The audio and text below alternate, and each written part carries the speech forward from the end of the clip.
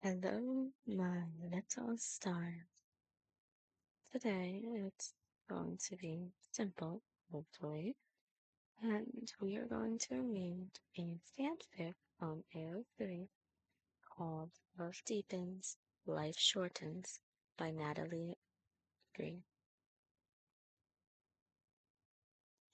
Throughout his long existence, Harlequin often recalled a season of his youth that began in jealousy, sank into rivalry, and ended in profound devotion. Until then, he had never imagined that he could be a partner who stayed loyal, nor had he believed that he could grasp the essence of love. He was simply used to envying whatever Piero admired, then hurling himself into seizing it. He might insist that one day he would fall in love, but that the hour had not yet struck. Well, my dear friend, before he met her, the hardy Harlequin scoffed at such prophecies. Rumor had it that the rest of the circus, everyone except Piero, placed a wager. Could Harlequin ever comprehend love? Could he pursue someone with his whole heart rather than snatching trophies from Piero out of spite? Harlequin's answer was a sneer and two words: no way. Let us turn the clock back to the beginning. That morning, Harlequin was handing out circus flyers on his assigned street, exactly as ordered. Spotting a young lady walking briskly, he approached her in his usual manner, inviting her to the show and offering a free ticket. In Harlequin's scheme, the woman was bound to accept. After centuries among mortals, he was convinced of their pretty greed and expected the worst of them. Yet what happened next shattered his expectations. Um, Sorry, but I already have a ticket. Thank you anyway. She refused the ticket because she genuinely owned one. Absurd! Wasn't grabbing freebies human nature? She should have just taken his ticket like everyone else, surrendering to raw, primitive greed.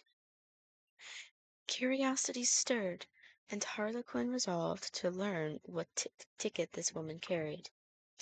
Surely she had not drawn the cursed pink one. If she had, he might quietly warn her, or, better yet, wait until she entered the pink tent and then snatch it away. It was your colleague, Piero, who gave it to me, so I don't need another. Thank you. Under his persistent questioning, the lady revealed the ticket's source, and instantly seized Harlequin's full attention. Ah, so Piero had noticed her too. Splendid.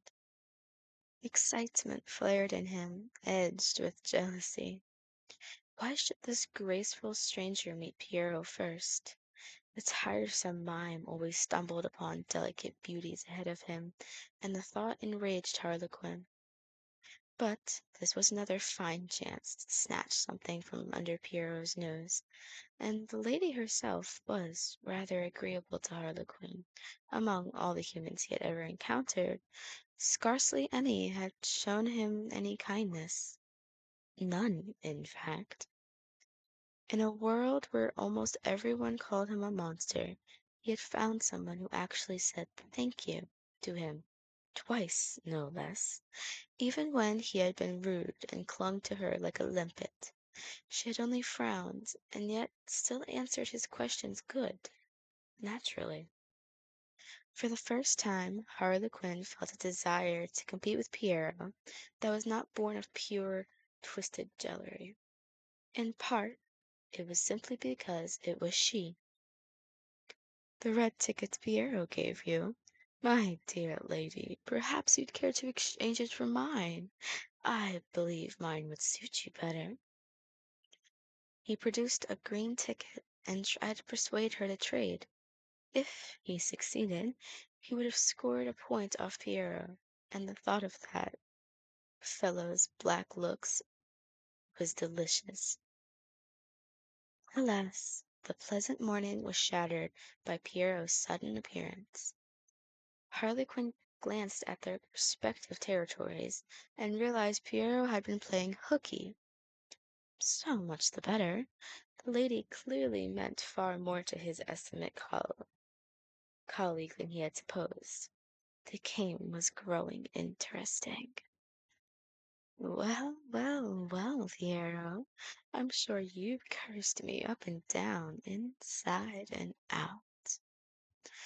Harlequin watched the sulky Piero with malicious glee, exploiting the other's particular code to speak his mind and ir- irritate him beyond his measure. He noticed the loaded darts in Piero's hands, but only shrugged carelessly. Victory was all that mattered now, and the pain had never entered his calculations.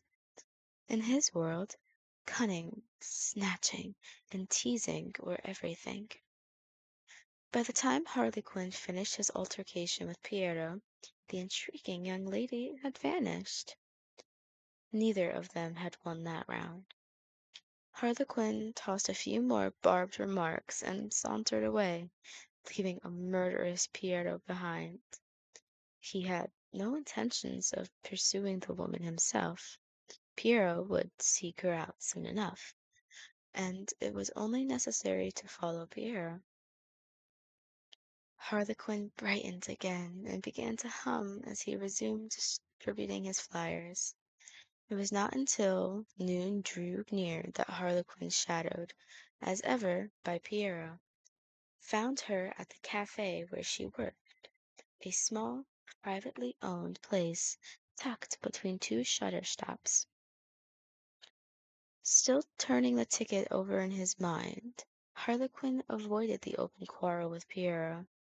He needed only a few minutes alone with her, nothing more. He waited at the counter for the iced coffee he had ordered, rehearsing the words that would let him present his own ticket. Yet, when she approached with the drink and a gentle smile, the careful script vanished. Instead, he simply repeated what he had said this morning. Well, although I don't quite understand how your circus keeps its books, perhaps you have quotas to meet? If so, I'd be happy to accept your ticket. But I'm sorry, I can't give up the one Piero gave me. She slid the iced coffee across to him, considered for a moment, and answered, this time differently from the morning. Harlequin studied the narrow eyes, the playful curve of her mouth, and felt an unexpected restlessness. Whatever she had imagined on her own was, after all, the very effect he had sought. Yet it left him unsatisfied. He wanted to possess her completely, her gaze, her everything.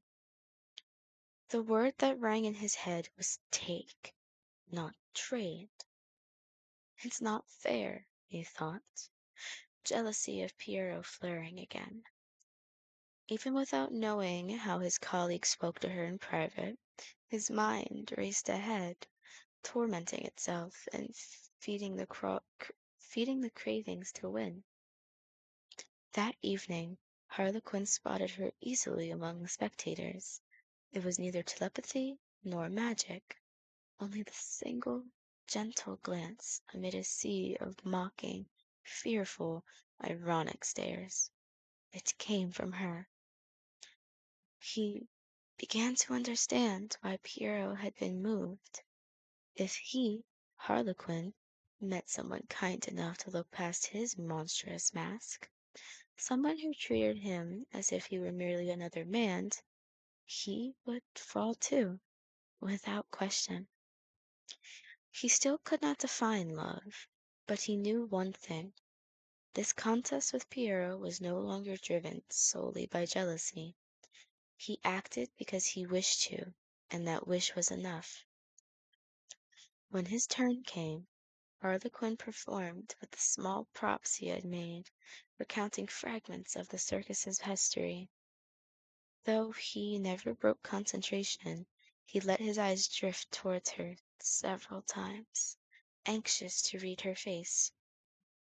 What if she didn't like what she saw? After the performance, Harlequin slipped into another casual disguise and addressed her in the same flirtatious tone he had always used. His aim had been to distract her from Piero, yet the words that left his mouth sounded more like an attack than a compliment. He had never learned to speak kindly. What should have been tender persuasion came out as unreasonable, mocking, pestering. She said nothing, but impatience flickered across her youthful face. She stepped back, trying to put distance between them, only to find the canvas wall of the tent at her back. Nowhere left to go. Harlequin laughed at the trap. His thoughts were as sordid as Pierrot's, he supposed. Both of them were monsters, their minds seeped in dark, petty cruelty. He drew out a heart-shaped badge and pinned it to her collar with exaggerated affection. I think green suits you better, my dear lady. See how lovely this shade is. You look as though you've already fallen for me. Perhaps you're enjoying all of this, aren't you? Have you asked your heart whether you've truly been caught, or is it your denial just a way to prolong the chase? He waited for hesitation, for the flicker that would let him claim another victory over Piero. Instead, disappointment arrived. Her clear eyes remained steady, as if his taunts had been nothing more than remarks about the weather. Humans, Harlequin had always thought, were dull, disposable things, good only for food or stage props. They strutted like gentlemen, yet brimmed with greed. He despised them, even when knowing he was no different.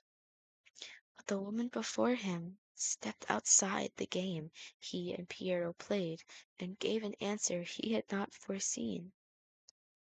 Concern.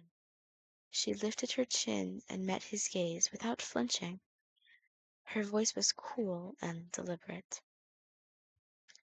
I have no interest in your contest with Piero. Stop pestering me, Harlequin.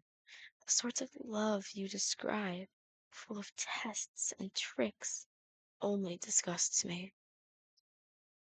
He stared, speechless, as she brushed past him and pushed the tent flap aside. He wanted to call her back, but the words caught in his throat. That that she had seen that silent rivalry between the two clowns startled him. That she rejected him without hesitation stunned him even more. Yet it was only natural. How many sane people could ever love a strange clown? The sudden setback did not crush Harlequin.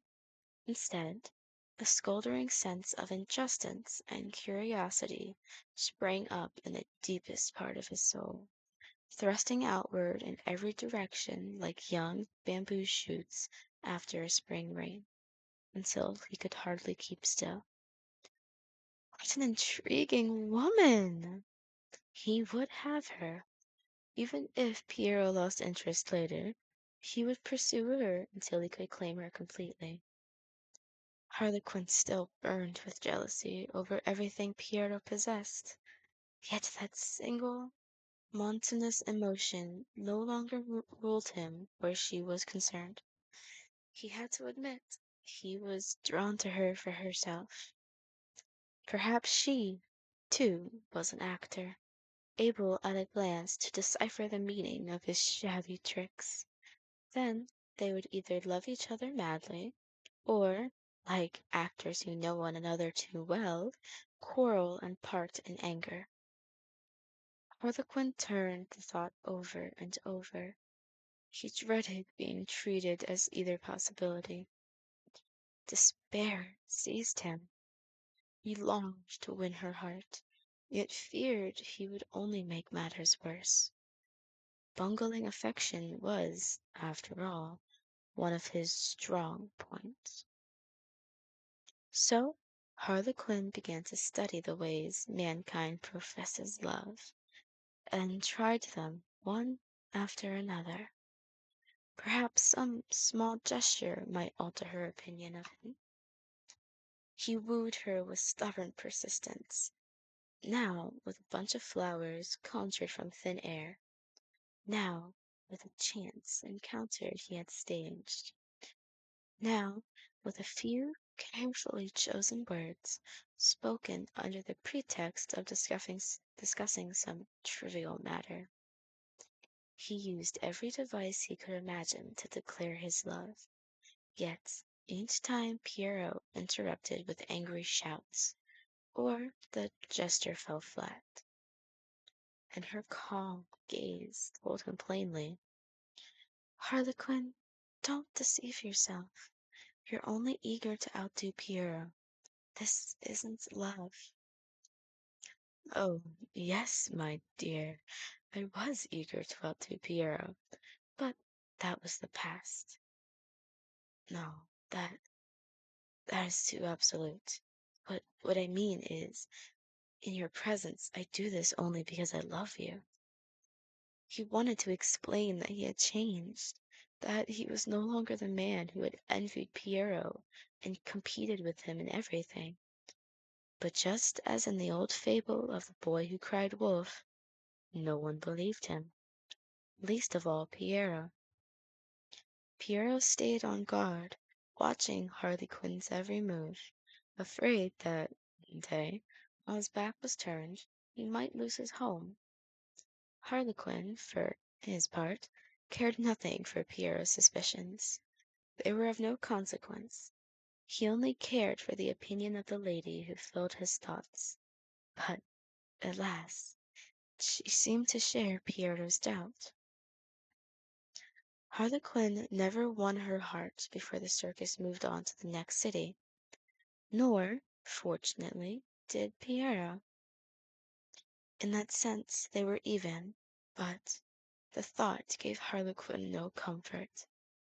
He cared nothing for rivalry now. He cared for someone who, it seemed, did not care much for him. He had considered slipping a love potion into her tea and keeping her forever. What did her present reluctance matter? Given time, he could change her mind, and that would be his real victory. He never had the chance. She died. He had always known how fragile humans were, yet he had never imagined this young, radiant woman could vanish so quickly. A sudden heart attack, minutes, no more, and a life was erased. There was nothing he could do. The day before it happened, he remembered. She said to me, "If you truly aren't competing with Pierrot for the sake of competition, perhaps one day I'll give you the answer you want." Those words had lifted him higher than any applause ever had. He had believed himself halfway to happiness. What use was Pierrot's long vigil? If she had loved that dull mime, she would never have considered Harlequin at all, and the thought had thrilled him. After he heard she was gone, Harlequin kept silent for hours. From one human life he had learned two lessons: love and death. He followed the circus through city after city, meeting women with the same hair, the same job, the same smile. None stirred him. He believed he would never understand love again. Piero, too, fell into a long silence, more withdrawn than ever, bound by his own rules. Harlequin felt a flicker of pity. Perhaps that was mutual sympathy. Still, their old habits endured. Harlequin eyed anything Piero wanted, and Piero carried his darts, ready to turn them on himself at any moment. Something had changed, yet neither would speak of it first. Later, Harlequin heard the saying, "Deep love does not endure, and extreme wisdom is fragile." Some claim that obsessive affection burns out quickly, but to him the notion is absurd. If love is fleeting, how can his heart still be tied to hers? She occupied only the briefest span of his long life, yet her love has left him with a scar no time can erase. Love deepens. Love shortens. Love deepens. Love shortens. Perhaps that's what they really meant. That your own depth of feeling will somehow shorten the life of your beloved. Harlequin thought silently as he packed his bags with methodical care. He would keep traveling, keep going to every city that she wasn't in, until the end of his days. Thank you, my stars, for checking in today. And I will link this fanfic in the comments below if you wish to read it by yourself. Have a wonderful day, or night, or evening, my beautiful stars.